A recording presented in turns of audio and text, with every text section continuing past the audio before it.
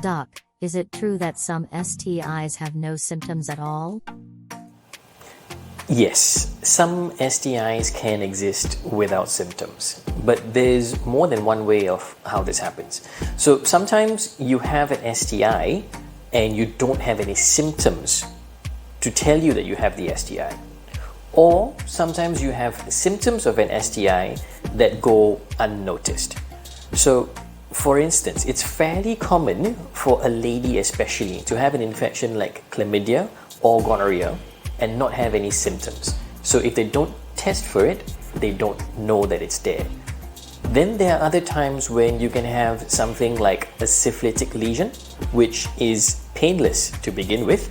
So sometimes you don't realize that it's there if you're not actively checking your body well enough. In other cases, if you have something like a herpetic infection, the rashes can come out and disappear before you take any notice of it. So yes, it is true that some STIs have no symptoms at all, but it's also true that sometimes an STI has symptoms, but you don't pick it up. So it is crucial to screen for STIs even in people who do not exhibit any symptoms. Hang on, Doc, I'm a little confused.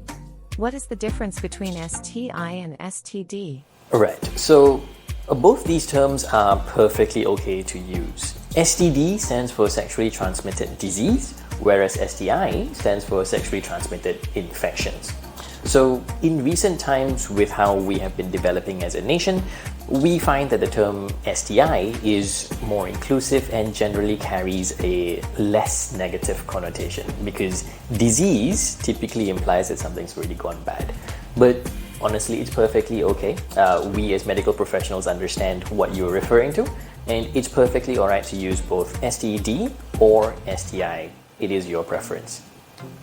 For a more personal and discreet consult, visit us at www.dtapclinic.com.my.